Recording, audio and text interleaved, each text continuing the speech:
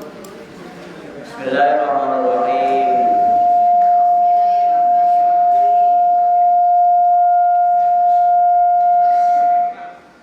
Bismillahirrahmanirrahim. Assalamualaikum warahmatullahi wabarakatuh. Alhamdulillahilladzi anzala al-Qur'an 'allamahul bayan. Wassalatu wassalamu ala Rasulillah Sayyidina Muhammad Sayyidil Anam wa ala alihi wa sahbihi ajma'in dzawil irfan. Amma ba'd. Sahabat-sahabat pencinta Allah, pencinta Al-Quran, pencinta Quran surat Al-Waqi'ah, pencinta Rasulullah Sallallahu Alaihi Wasallam, pencinta Ramadan Mubarak. Mudah-mudahan di pagi hari yang indah, di pagi hari yang cerah, di pagi hari yang sumringah, pagi hari yang penuh dengan gairah, di pagi hari Ramadan yang ke-10.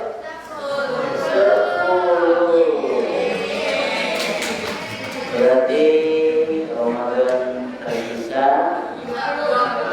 20 hari. Berarti Lebaran tinggal 20 hari. Sementara kegiatan kajian Ramadan, khatam Ramadan tinggal 20 hari. Setengah perjalanan lagi kalian akan menemukan kenikmatan sahur yang dahsyat di rumah. Sahur buka puasa. Namun mudah-mudahan kalian tetap memanfaatkan bulan Ramadan yang penuh dengan berkah, diisi dengan kegiatan-kegiatan yang berkualitas. Amin ya Allah ya Rabbal. Baik, kembali lagi bersama Profesor dan Bapak Rahman dengan kajian di pagi hari setiap pagi pada subuh dari tanggal 1 sampai tanggal 20 Ramadan dengan kajian tafsir Quran surat Al-Waqi'ah Bithariqah Muqaranah dengan metode perbandingan tafsir Muqaran, membandingkan corak, gaya dan pemikiran-pemikiran para ahli tafsir, yang mana pada kajian Ramadan ini dengan 3 kitab yang akan kita sandingkan. Yang pertama adalah kitab At-Tafsir Li'ulumit Tanzil karangan Syekh Al-Alim Al-Alama Muhammad bin Ahmad Juzi Al-Kalabi Al-Ghanati Al-Andalusi. Dan juga kita akan menggali lebih banyak informasi dari kitab Hasyiah As-Sawi sebagai komentar dari tafsir Al-Jalalain. Sekarang Hasyiah As-Sawi ini oleh Syekh Muhammad Ahmad As-Sawi Al-Maliki. Dan juga kita akan mendapatkan beberapa informasi terkait dengan Quran surat Al-Waqi'ah dan kandungannya dalam tafsir Al-Quran dan tafsirnya Kementerian Agama, baik tafsir tematik maupun kajian atau buku Al-Quran dan tafsirnya Kementerian Agama. Mudah-mudahan kita semua akan mampu untuk memahami lalu menelaah, meyakini dan mengamalkan dalam kehidupan sehari-hari, sehingga semakin menambah keyakinan apa yang kita baca, apa yang kita pelajari itu semua adalah bagian dari ibadah yang akan mendekatkan diri kepada Allah Subhanahu wa Ta'ala. Oleh karena itu, untuk memantapkan niat, memotivasi diri di dalam ngaji, mari kita mohonkan kepada Allah agar niat kita tetap suci, niat karena Allah, niat karena kecintaan permintaan kepada Allah, kepada Rasulullah, menghilangkan kebodohan, mencari kepahaman dan menghidupkan agama Islam. Mari kita sama-sama membacanya. Bismillahirrahmanirrahim.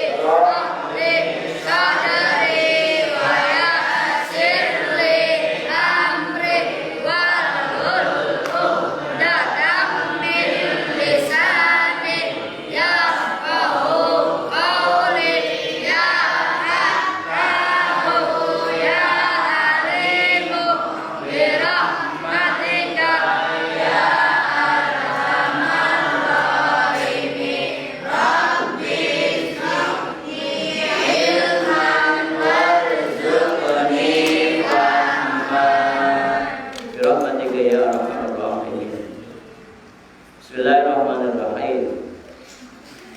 Pertemuan yang ke-10. Pertemuan yang ke-10 kali ini kita akan melihat bagaimana gaya penulisan dan penafsiran dari kitab Hasyiah As-Sawi, kitab yang menjadi penjelas tafsir Al-Jalalain terhadap Quran surat Al-Waqiah, di mana kita sudah mendapatkan informasi bahwa model penulisan yang dilakukan oleh penulis At-Tasheel li Ulumit Tanzil di dalam menafsirkan Quran surat Al-Waqiah adalah dimulai dengan menjelaskan muhtawa surah atau kandungan isi surat Al-Waqiah. Lalu bagaimana gaya penulisan tafsir, yaitu Hasyiah As-Sawi yang dikarang oleh Syekh Ahmad As-Sawi Al-Maliki. Di dalam kitab Hasyiah As-Sawi, penjelasan yang disampaikan oleh penulis kitab tafsir Hasyiah As-Sawi adalah memiliki kekhasan yang cukup, karena beliau mengawali kajian tafsirnya yaitu dengan mengungkap khosais wa fadail suratil Waqiah, keistimewaan dan keutamaan surat Al-Waqiah. Namun sebelum masuki kajian dari khosais wa fadail suratul Waqiah yang disampaikan oleh pengarang kitab Hasyiah As-Sawi, maka ada pembahasan tentang pepohonan yang belum tuntas, yang belum sempurna. Kita akan sempurnakan di pagi hari ini. Mudah-mudahan kajian tentang khalqin zuhuri zuhuril hayat fin nabatati, bahwa munculnya kehidupan, nampaknya kehidupan pada pepohonan atau pada tumbuh-tumbuhan, ini akan kita dapatkan secara sempurna tentang bagaimana tumbuhan itu diciptakan oleh Allah, pepohonan itu diciptakan oleh Allah Subhanahu wa Ta'ala. Dari mulai model reproduksinya, kemudian misi dakwahnya, jenis-jenis pohon-pohonannya, ketertundukannya terhadap aturan alam dan aturan Allah Subhanahu wa Ta'ala, juga fungsi dan manfaat dari tumbuh-tumbuhan. Kemarin kita sudah mendapatkan fungsi tumbuh-tumbuhan yang keberapa tuh? Baru yang kedua. Yang pertama adalah tumbuh-tumbuhan berfungsi sebagai makanan. Yang kedua, tumbuh-tumbuhan sebagai obat-obatan. Sekarang yang ketiga, pepohonan tumbuh-tumbuhan yang ada di hadapan kita itu diciptakan oleh Allah, tentu tidak sia-sia. Tidak ada ciptaan Allah ma khalaqta hadza batila. Tidak ada yang kau ciptakan ya Allah itu sia-sia. Sampai rumput yang kecil yang biasa kita injak, ya, menurut kita tidak ada manfaatnya. Terkadang kita sempret dengan obat sempret agar mati, tetapi dia juga memiliki fungsi bagi kehidupan yang lain, bagi hewan, binatang-binatang yang berlindung di bawah rumputan dan lain sebagainya. Maka kita akan memasuki pada fungsi penciptaan tumbuh-tumbuhan dan pohon-pohonan yang ketiga, yaitu tumbuh-tumbuhan sebagai penghasil oksigen.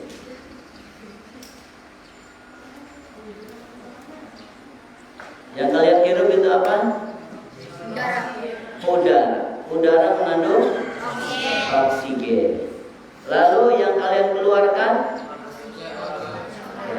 pembakaran dari oksigen yang kalian terima dibakar kemudian menghasilkan karbon dioksida atau CO2. Kalau oksigennya O2. Begitu dihirup oleh manusia kemudian dibakar dalam tubuh, dikeluarkan, itu namanya karbon dioksida atau CO2. Baik. Sebelum kita memahami bahwa tumbuh-tumbuhan itu adalah penghasil oksigen, kita akan menyampaikan atau menelusuri tahapan di mana Tuhan, di mana Allah Subhanahu wa Ta'ala menciptakan jagat raya, dunia, lalu makhluk hidup yang ada di dalamnya itu tentu bertahap. Lalu kenapa Tuhan menciptakan dunia, kemudian menciptakan penghuninya itu secara bertahap, tidak sekaligus?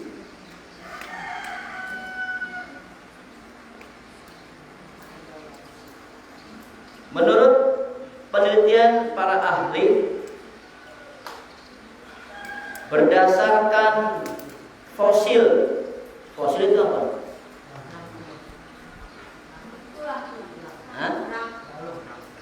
Balung, ya. Tulang fosil.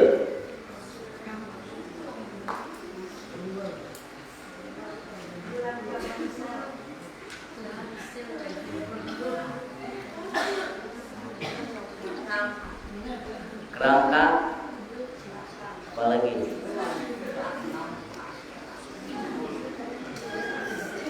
kalau tulang hancur nggak? Hancur.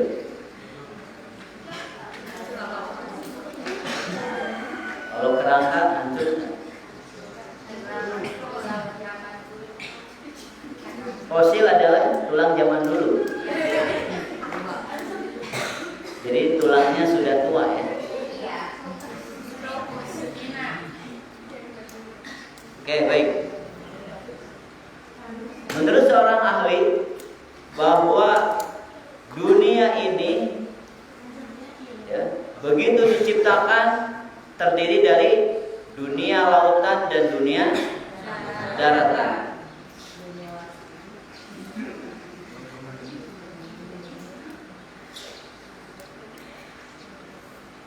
Kehidupan di dunia ini dimulai dari kehidupan yang ada di lautan, di perairan.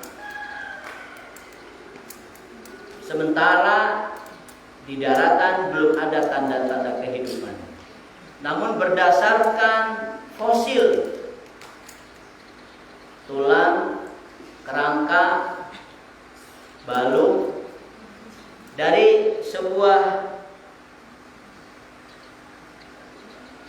tumbuhan yang tertua. Jadi kalau fosil itu kalau di manusia tulang, tapi kalau di tumbuhan ya bukan tulang juga, atau tulang yang sejenis tumbuhan. Dan tumbuhan itu ada bukti bahwa ratusan tahun yang lalu itu sudah tumbuh.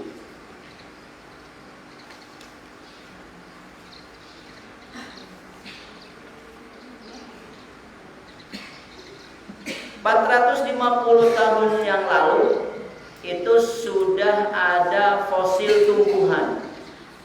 Jadi pertama Tuhan menciptakan bumi yang terdiri dari dua bagian, bagian lautan dan bagian lautan, samudra dan daratan. Lautan, samudra sama kemudian daratan. Pertama kali Tuhan menciptakan kehidupan yang ada di laut. Di daratan belum diciptakan tanda-tanda kehidupan. Lalu benda apa yang diciptakan pertama kali di daratan?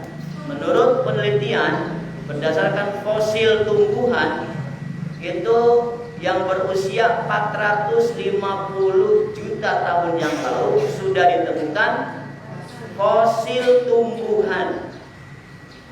450 juta tahun yang lalu. Dari sekarang ya, atau dari beberapa tahun yang sekarang ini, 450 juta tahun yang lalu. Lalu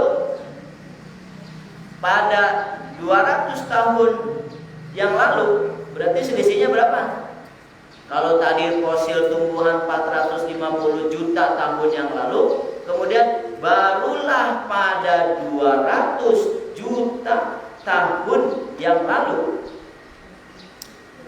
ada tanda-tanda kehidupan untuk manusia dan binatang. Berarti berapa selisihnya?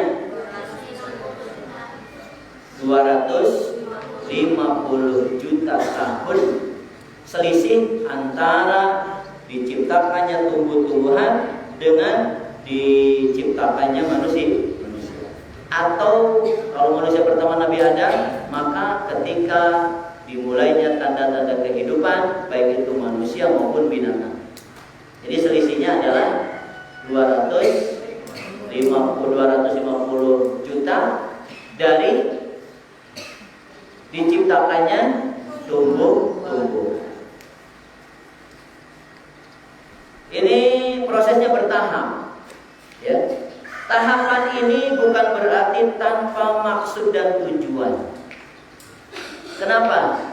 Karena sudah dibayangkan ketika nanti yang akan diciptakan atau yang akan dihidupkan itu adalah manusia dan binatang sebelum tumbuh-tumbuhan, sebelum pepohonan.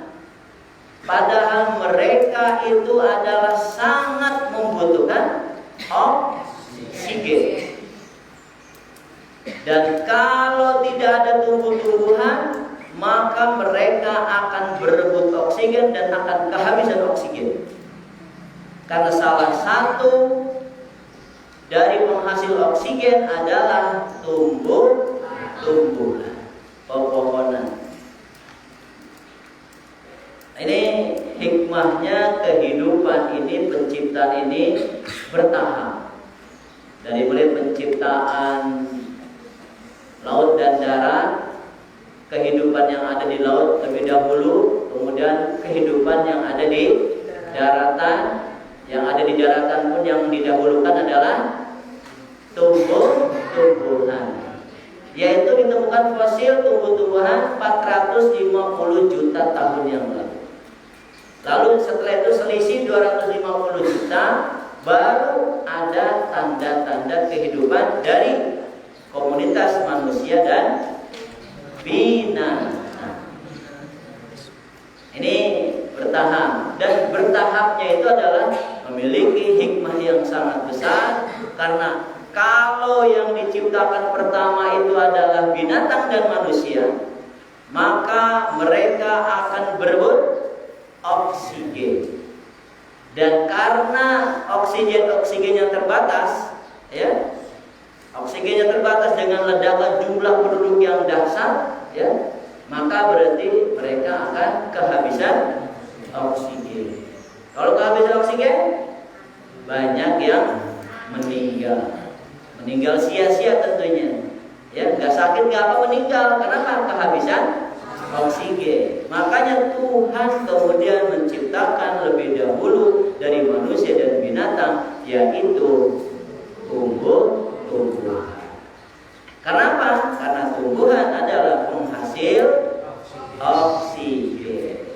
Sahabat-sahabat masih ingat di pelajaran biologi bagaimana tumbuh-tumbuhan mampu menghasilkan oksigen dengan namanya fotosintesis. Bukan foto selfie, bukan, fotosintesis. Foto selfie. Fotosintesis. Baik, kita akan cari tahu supaya mempermudah. Ya, Bapak akan bacakan. Ya. Fotosintesis itu apa sih? Nah, ada yang masih ingat fotosintesis itu apa?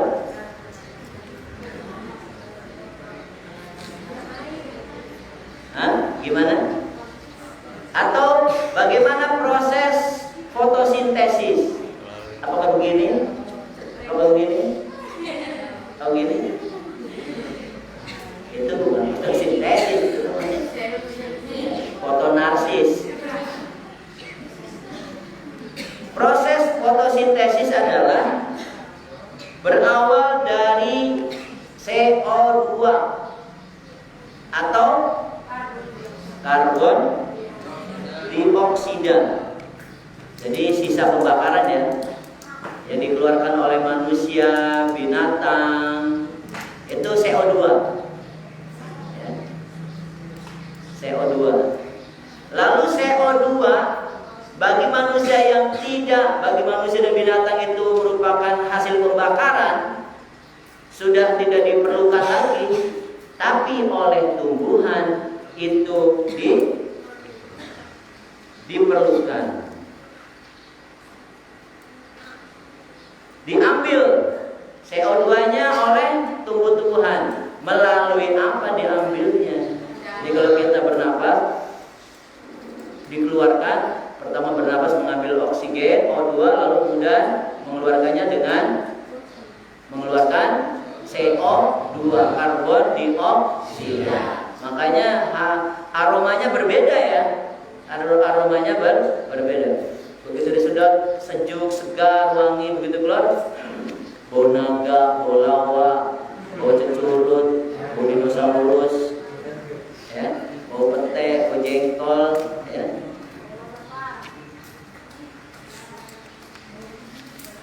CO2 diambil melalui apa? Melalui mulut daun. Oh, daun punya mulut ya?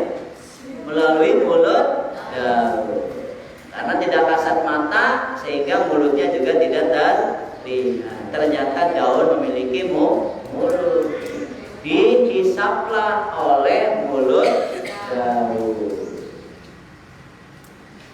Kapan mengambilnya? Di malam hari.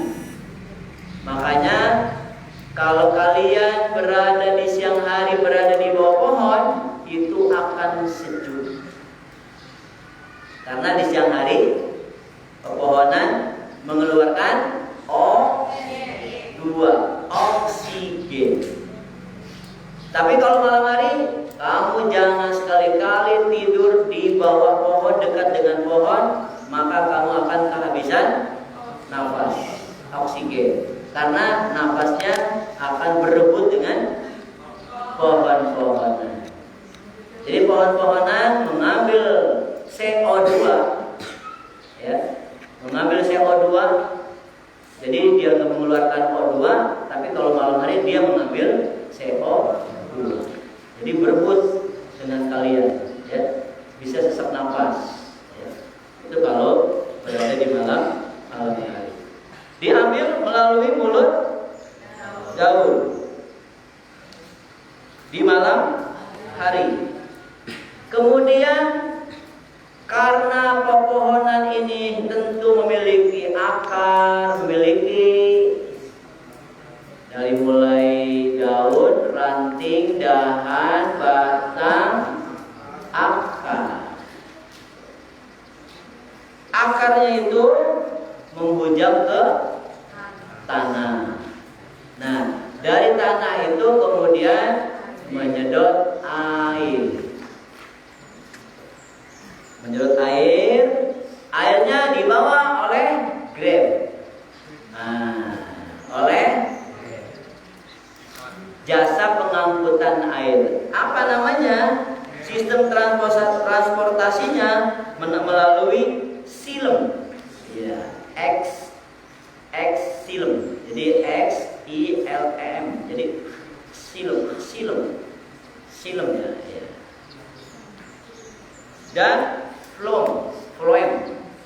Nah, itu sistem transportasi air yang dibawa oleh pepohonan itu namanya silem dan phloem atau flow.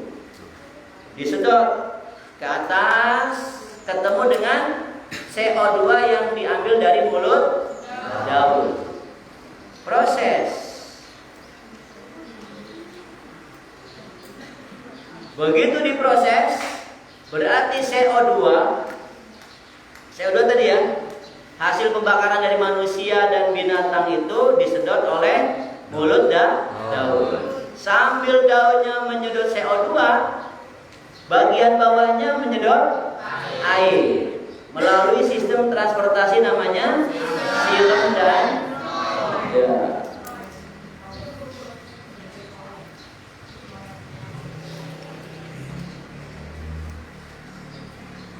Bagaimana prosesnya sehingga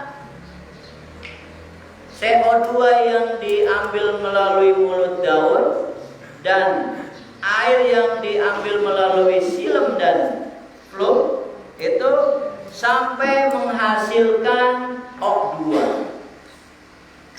Nah, ini prosesnya adalah ada di daun hijau.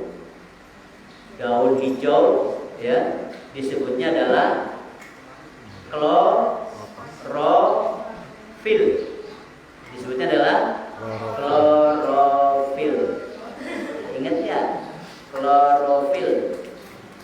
Jangan filnya aja nih, ada kloronya, klorofil. Klorofil dan sinar matahari. Jadi kalau malam mulut daun menghisap CO2, bagian bawah akarnya menyedot air, kemudian diproses, yaitu dengan sinar matahari yang menyinari dari tumbuh-tumbuhan dengan klorofil atau hijau daunnya diproses. Inilah yang menjadi sebuah pabrik merubah diri di dalam diri, dia menghasilkan zat kimia yang kemudian menghasilkan O2, oksigen, yang menjadi nutrisi, ya, energi kekuatan bagi tumbuh-tumbuhan juga bagi manusia yang menghirupnya.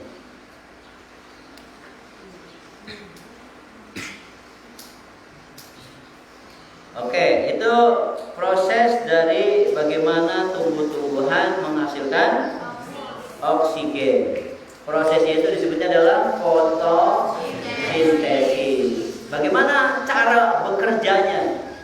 Di malam hari, pepohonan menghirup karbon dioksida atau CO2 melalui mulut daun, lalu bagian akarnya menghisap air, ya, dibawa oleh sistem transportasinya namanya xilem dan floem, ya, kemudian bercampur, ya, lalu berproduksi dibantu dengan sinar matahari dan klorofil, menghasilkanlah energi, menghasilkanlah biokimia, hasil kimia yang mengandung nutrisi, ya, bisa menghidupkan pohon-pohonnya juga, dan juga menghidupkan orang lain, makhluk lain yang di luar pohon-pohon, di luar dirinya, yaitu menjadi konsumsi yang dibutuhkan oleh manusia dan binatang. Lalu apakah proses ini ada di dalam Al-Quran? Gitu kan? Apakah proses-proses fotosintesis ini ada di dalam Al-Quran? Ternyata di dalam kajian tafsir tematik itu ada. Menurut sejumlah ilmuwan Muslim, ya, proses fotosintesis ini digambarkan pada surat Yasin ayat 80. Alladzi ja'ala lakum minas syajaril akhdari nara fa idza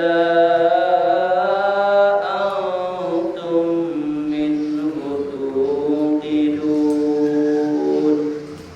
Alladzi, yang, yaitu Allah yang ja'ala, telah menciptakan, lakum, bagi kalian, minasyajaril akhdari, dari pohon-pohonan yang hijau, naro, panas, energi, api. Bisa berarti, bisa memiliki arti api, bisa memiliki arti panas, bisa memiliki arti energi atau zat kimia. Karena diproses sehingga ada pembakaran, ya, menghasilkan zat kimia yang bisa dimanfaatkan untuk dirinya dan untuk makhluk selain tumbuh-tumbuhan. Fa idza antum minhu tuqidun. Maka seketika itu kamu dari pohon-pohonan akan bisa menyalakan api. Ini kita akan bisa lihat bagaimana fotosintesis ini tergambarkan di dalam Al-Quran surat Yasin ayat 80. Ini menurut pakar botanik Muslim, pakar pepohonan, ya, dari Universitas Suez, Kanal Mesir, Al-Miliji. Nah, ini dari Universitas Suez, Kanal Mesir. Dari ayat ini ada dua peristiwa. Yang pertama yaitu yang dimaksud dengan alladzi ja'ala lakum minasy syajaril akhdari nar. Di Dialah Allah yang telah menciptakan bagi kalian dari pohon-pohonan yang hijau nara energi O2 pembakaran yang melalui fotosintesis menghasilkan energi, menghasilkan O2. Ini tergambar di dalam potongan ayat Quran surat Yasin ayat 80, alladzi ja'ala lakum minas syajaril akhdari. Karena proses fotosintesis adalah melibatkan hijau daun atau klorofil. Hijau daun atau klorofil.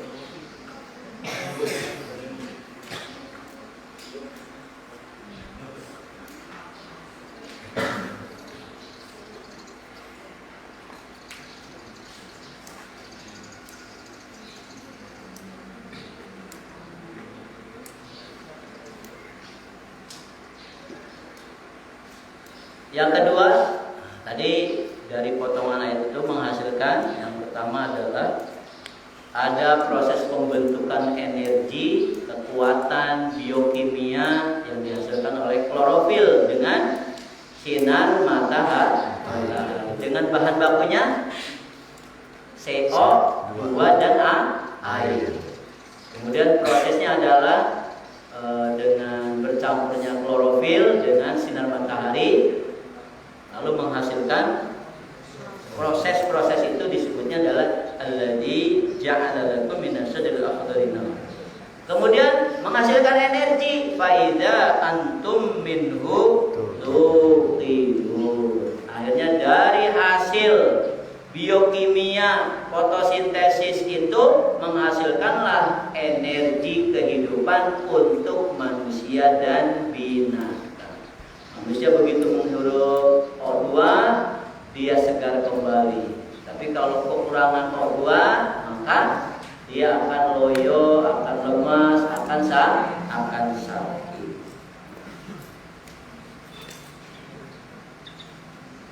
Bahkan ada yang menafsirkan bahwa yang dimaksud dengan alladzi ja'ala lakum minas syajaril akhdari nara fa idza antum minhu tuqidun adalah di samping bahwa pohon-pohonan itu mengalami proses fotosintesis, yaitu mengalami proses pembakaran dari matahari dengan klorofil, dengan bahan bakunya adalah CO2 dan air, menghasilkan energi panas, menghasilkan energi kekuatan. Di samping itu juga pohon-pohonan yang mengandung air itu nanti pada saatnya akan kekurangan air. Kalau sudah kekurangan air, maka pohon-pohonan batangnya akan menjadi mengering, ya kan? Karena kekurangan air, karena mati, akhirnya pohonnya mengering. Kalau sudah mengering, maka pohon-pohonan juga bisa menghasilkan api. Faida antum minhu tuqidun. Dengan pohon-pohonan kamu bisa menyalakan api. Makanya kalau digesek-gesek, kalau zaman purba ya, digesek-gesek batu, gesek-gesek bisa jadi menyalakan api. Termasuk juga kayu ya. Digesek-gesek dengan panas ya, akan bisa menyalakan api. Nah ini bagian yang ketiga, fungsi pepohonan, yaitu fungsinya adalah menghasilkan oksigen. Yang terakhir, fungsi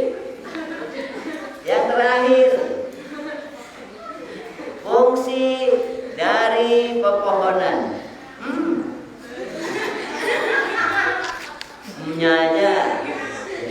Emnya aja itu membuat tidak bisa tidur 3 hari 3 malam. Padahal menahan suara yang keluar dari bawah, jangan-jangan.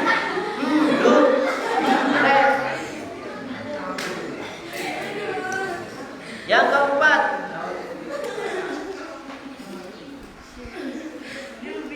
tumbuhan sebagai peresap air.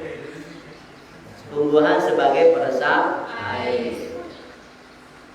Bahkan kalau di laut itu ada apa? Bakau ya. Itu fungsinya apa? Bang Fahri? Untuk menjaga tanah. Selain itu, menjaga ekosistem biodiversifikasi. Ya. Selain itu menjaga kehidupan yang beraneka ragam di bawah pohon-pohon bakau.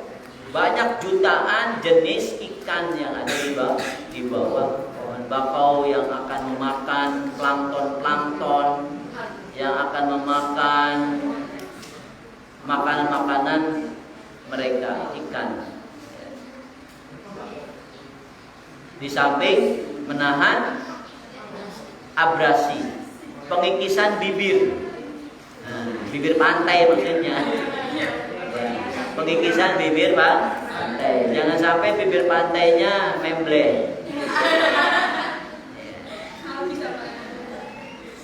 Kalau bibir pantainya memble bahaya. Makanya bibir pantainya tetap harus seksi dengan ditanami dengan pohon-pohon bakau.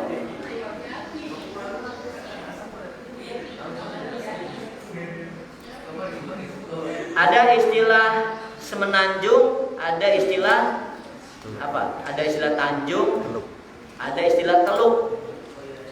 Kalau tanjung berarti tanah yang mancung.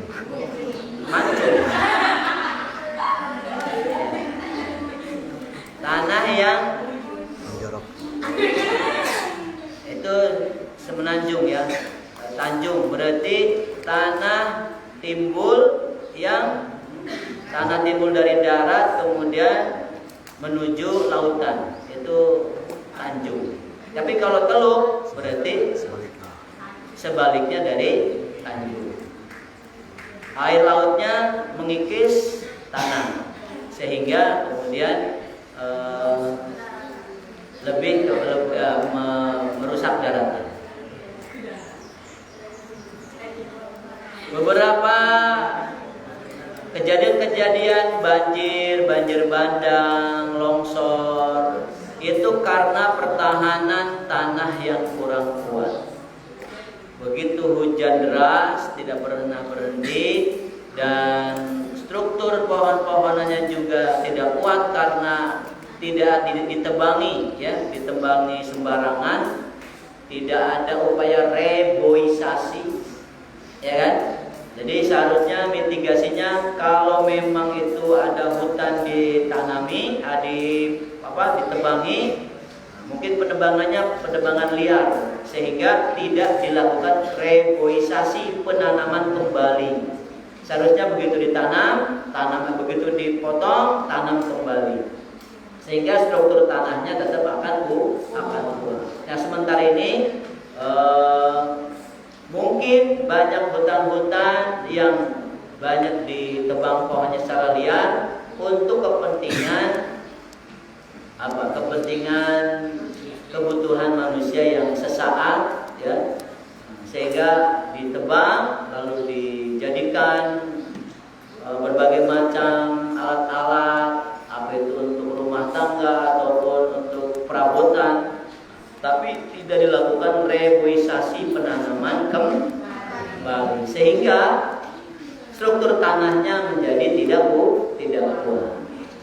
Begitu hujan deras yang tidak pernah berhenti, intensitasnya tinggi, kemudian tidak mampu menahan beratnya air, ya, akhirnya tanah menjadi longsor, tanah menjadi gembur dan tidak kokoh lagi karena tidak diikat oleh akar-akar dari pohon.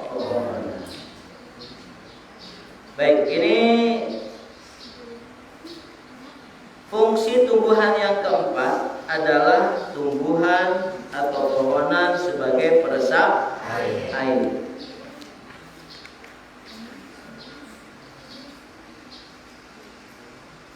Jangankan di gunung, ya,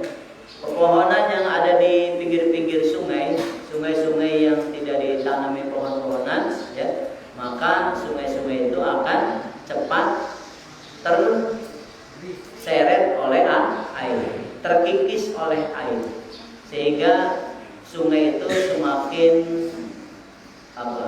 melebar, ya kan? Semakin melebar karena kikisan air. Maka perlu adanya tugas kita sebagai pelestari lingkungan hidup untuk menanam pohon-pohon. Apalagi kalau di musim kemarau, ya, terasa panas, dan kalau tidak ada tumbuh-tumbuhan maka di siang hari terasa panas. Tapi kalau banyak tumbuh-tumbuhan akan terasa rindang dan sejuk, karena di siang hari pohonan menghasilkan O2 dan juga bagian akarnya akan menahan dan menopang struktur tanah dan bisa menyerap air.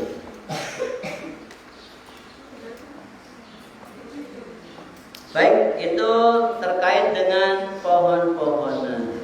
Ya, dianggap selesai dan kita akan memasuki kajian tafsir Hasyiah As-Sawi, yaitu bagaimana corak gaya penulisan tafsir As-Sawi karangan Asy-Syaikh Al-Alim Al-Alama Ahmad As-Sawi Al-Maliki di dalam mengungkap tafsir Al-Quran surat Al-Waqi'ah.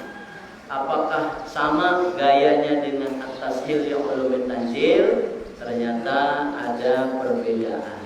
Jadi kalau di kitab At-Tashil itu yang diungkap pertama adalah tentang muhtawas surah, kandungan isi surah, yang diringkas oleh pengarang menjadi 8 bagian.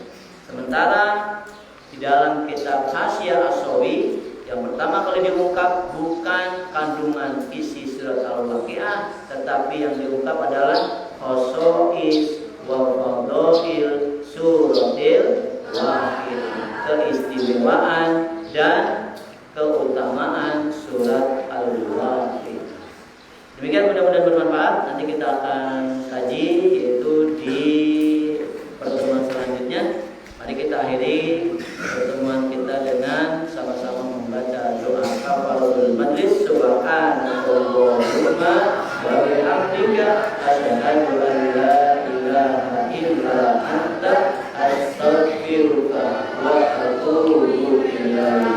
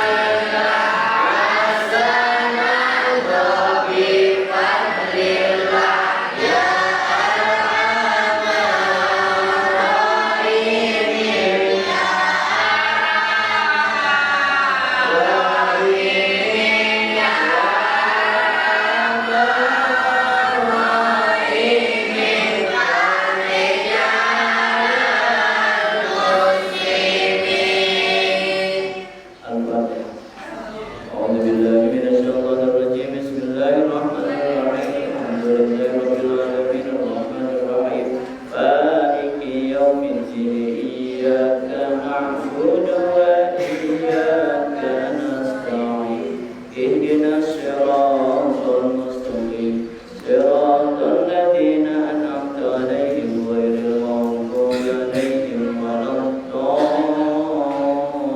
الضالين وبالبليد والبلد آمين والله الموفق إلى أقوم الطريق والسلام عليكم ورحمة الله وبركاته